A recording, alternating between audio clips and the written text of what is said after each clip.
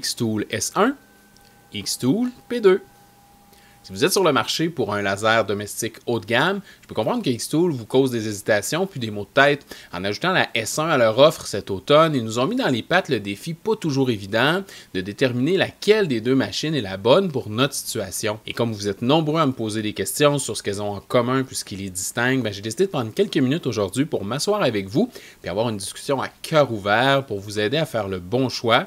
Si, comme de nombreuses personnes qui m'en parlent, vous êtes en grand questionnement entre la S1 et la P2. C'est parti! D'abord, la distinction fondamentale qu'on doit faire lorsqu'on compare la S1 et la P2, c'est qu'elles n'utilisent pas du tout la même technologie pour générer leur rayon laser.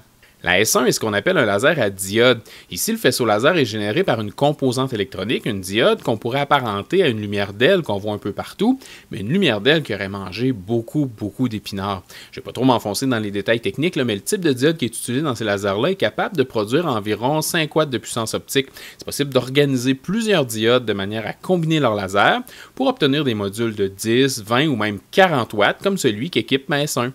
Cette lumière-là a une longueur d'onde de 455 nanomètres dans la partie bleue du spectre de lumière visible. C'est pour ça que souvent on va entendre l'appellation laser bleu pour parler des lasers à diode. Du côté de la P2, le laser est généré dans un grand tube de verre qui contient un mélange de gaz dont le principal est le dioxyde de carbone, qui donne son nom à ce type de laser-là, un laser CO2. La P2 génère un rayon laser d'environ 10 600 nanomètres de longueur d'onde dans la portion infrarouge invisible à l'œil nu du spectre.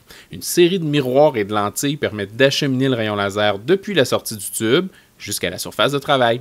Côté avantages et inconvénients, on notera que les lasers CO2 peuvent atteindre des puissances généralement plus élevées. La P2 à 55 watts, par exemple, est dans le bas de l'échelle de puissance des lasers CO2 disponibles, alors que la diode de 40 watts de la S1 est pas mal ce qui se fait de plus puissant sur le marché pour les diodes. Par contre, le fait de pouvoir regrouper toute la quincaillerie laser à l'intérieur d'un module assez compact fait en sorte que pour la S1, c'est possible d'interchanger les modules pour différentes applications. Les trois principaux modules disponibles pour la S1 sont le 40 watts que j'ai ici, une version 20 watts et un module infrarouge 1064 nanomètres de longueur d'onde qui lui est spécialisé dans la gravure des plastiques et des métaux. Du côté de la P2, c'est le laser qui sort du tube, point final. Maintenant, qu'est-ce que cette différence-là de technologie a comme effet sur les résultats qu'on obtient avec chacune des deux machines? D'abord, il y a ce que j'appellerais un tronc commun entre les deux. Le bois, l'acrylique opaque, l'ardoise, l'aluminium anodisé, le cuir, le carton, tout ça peut être traité dans l'une ou l'autre des deux machines.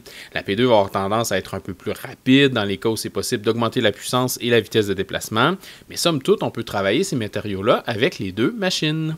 Là où la P2 en rajoute, c'est dans le cas de l'acrylique clair. Le laser bleu de la S1 passe carrément tout droit sans aucun effet, alors que le laser de la P2, lui, peut couper et graver directement l'acrylique clair, littéralement les doigts dans le nez. Pour le verre, c'est un peu la même chose. On ne parlera pas de découpe là, pour aucune des deux machines, mais la P2 peut graver le verre directement. La S1 peut le faire, mais ça demande de traiter la surface avec un recouvrement opaque, une peinture ou un papier de marquage spécialement prévu pour cette application-là. Un autre domaine où les deux machines sont complètement différentes, c'est le positionnement du travail. La P2 est équipée de deux caméras qui travaillent en équipe pour fournir une image la plus fidèle possible de la surface de travail. On peut ensuite venir disposer nos gravures et découpes aux endroits voulus en les superposant à la photo du lit de la machine. Du côté de la S1, pas de caméra. Par contre, elle utilise un système que j'aime beaucoup, c'est le positionnement par capture de points. Les moteurs sont équipés d'encodeurs qui permettent au logiciel de connaître la position du laser à tout moment. C'est possible de venir identifier les coins de notre pièce de travail en déplaçant le module manuellement pour pouvoir ensuite placer nos designs dans le logiciel. On peut aussi identifier différents types de pièces comme des polygones, des cercles ou des simples lignes. Maintenant, il y a la mise au point automatique qui diffère aussi entre les deux machines. Un peu comme pour le positionnement, la P2 utilise un système optique qui met à profit les deux caméras, puis un petit pointeur laser pour déterminer la position en Z de la surface à travailler. Du côté de la S1, on a un palpeur qui va physiquement venir toucher la surface pour déterminer la position optimale du module en Z pour effectuer le travail. Je déteste pas du tout le fait que ce soit un palpeur physique parce que ça peut arriver que le système optique de la P2 se fasse jouer des petits tours là, si on a des pièces de travail transparentes par exemple. Pour ce qui est maintenant de la taille de la surface utile sur la table de chacune des machines, disons que ce n'est pas le jour et la nuit. La table de la P2 est un peu plus spacieuse avec une surface utile de 600 mm par 308, alors que celle de la S1 est un petit peu plus haute, mais aussi un peu moins large, à 498 par 319. Et puis la dernière différence majeure que je veux souligner entre la S1 et la P2, eh bien, c'est le prix.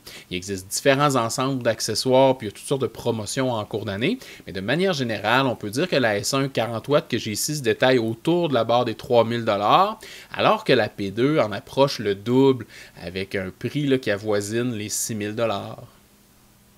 Bon, maintenant, on ne traiterait pas ces deux machines-là de petite sœur et grande sœur si elles n'avaient pas plusieurs points en commun. Et le premier que je veux souligner est du côté logiciel.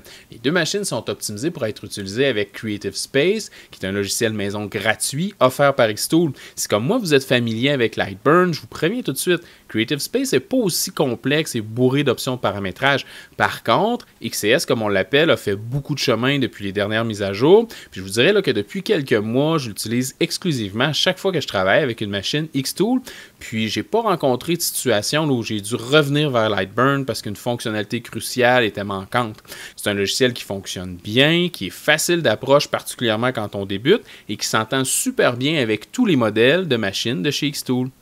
Petite note, il y a même une version mobile qui permet de concevoir et lancer des gravures et des coupes depuis un téléphone ou une tablette via la connexion Wi-Fi, et ça aussi, pour les quelques fois où je l'ai essayé, ça fonctionne numéro 1.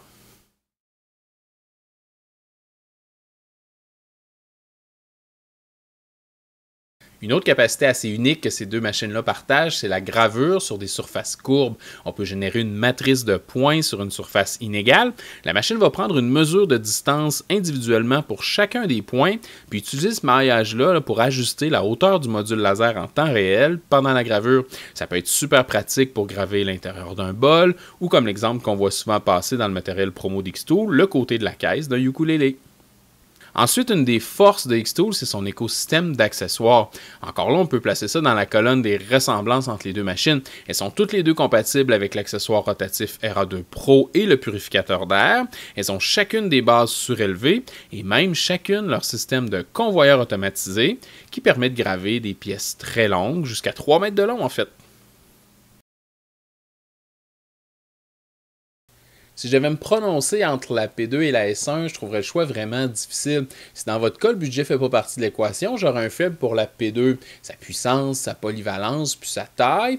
Par contre, la S1 est vraiment la crème des lasers à diode, puis elle peut vous amener presque partout où la P2 est capable d'aller. Maintenant, la meilleure chose qu'il vous reste à faire, c'est d'aller voir les deux vidéos où je vous parle plus en détail de mon expérience avec chacune des machines. On se voit là-bas. Merci d'avoir pris le temps de regarder. À tout de suite!